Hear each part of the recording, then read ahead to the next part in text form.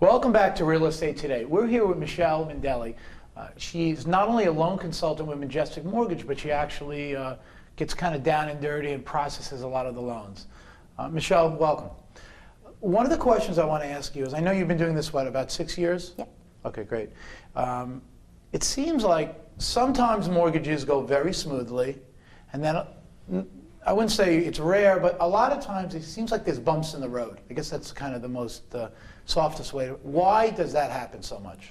Well, I think from the beginning, when the application is originally taken, there could be insufficient information, inaccurate information, either provided by the client or not taken by the consultant.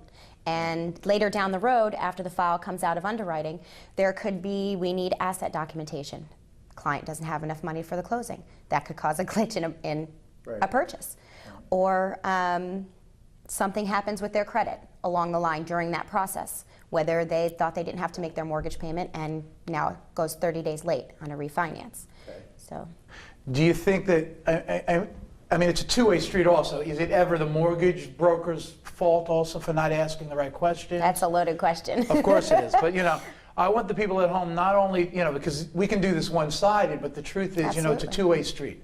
You know, as a real estate broker in town, you know, I'm clearly not perfect, and, you know, we all make mistakes. And so I want to understand, and I want everyone at home to understand, is what are the things that they can do to help the process along, and what can the mortgage broker or the banker, or, you know, I know a lot of people trying to do this online, and we're going to be talking about that later, which I think is a good way to do it, but certainly, you know, it's a very detailed part of the transaction. And, you know, advice is important because clearly, look, people can buy and sell houses online. And, you know, fortunately, they choose to use brokers, which is a good thing. So not going off on a tangent, but how do you kind of answer that? I mean, what can they do? Every client situation is different, and Right. it is the broker's responsibility to assess that client's situation up front and get all of the information that they need to make Right. sure that they're putting them in the correct program for their situation. Someone wants to make application. You know, you hear the words loan consultant, loan processor, underwriter, no doc, full doc. Explain to the people at home, what do they typically need? You know, every loan's a little bit different, but what do they typically need to give you to start the process so they can try and secure financing? The first thing we look at is their credit. Okay. That's the first thing, to know what we can or can't do based on their credit history, credibility. The next thing is W-2s, pay stubs, asset documentation to make sure that they have the capability to come up with closing costs if necessary. Okay. Or we do 100% financing, so we just have to show that they have reserves. But I'm talking about physical documents. They have to give you tax returns, right? Usually, the last 2 years tax returns sometimes? Sometimes, yes. Okay, they need to give you bank statements. Yes. Now, a lot of things are online, so they can email that to you, so you can so basically you're going to put the package together. Correct. Okay.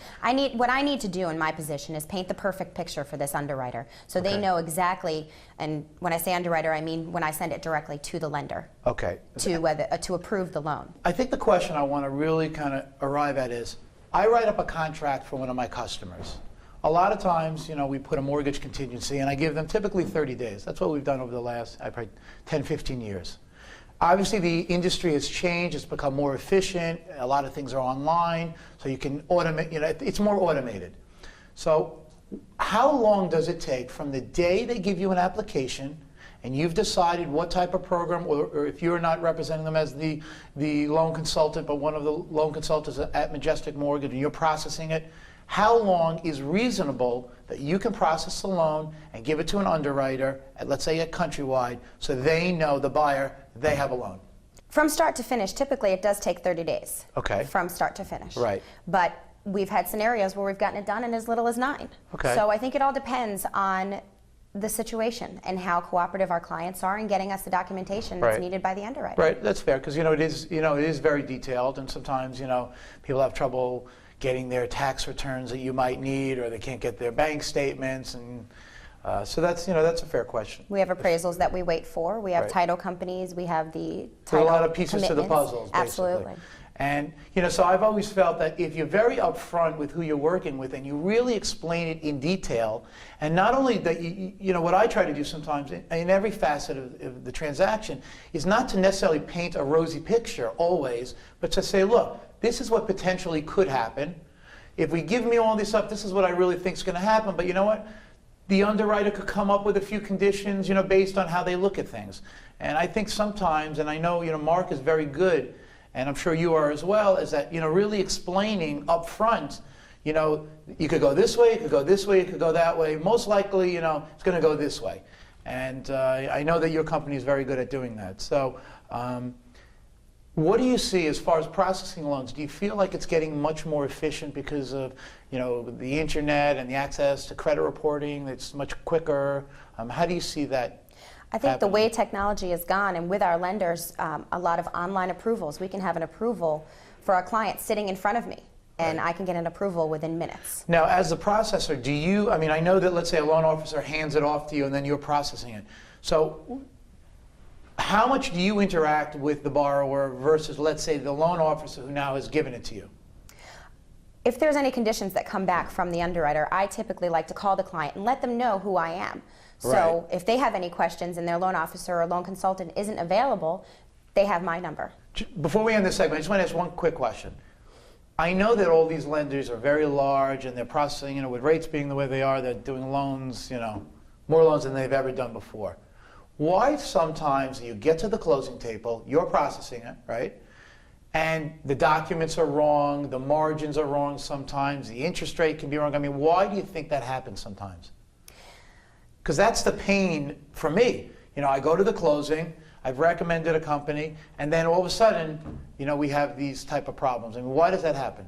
Well, we have to keep in mind, even though we are using a lot of technology and computers generate most of our documentation, we need to leave room for human error.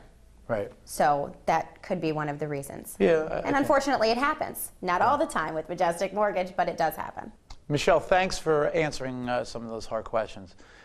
We're going to be right back with Gary Hertzberg. He's a client. He recently purchased a home, and I'd like to ask him some questions about how it went.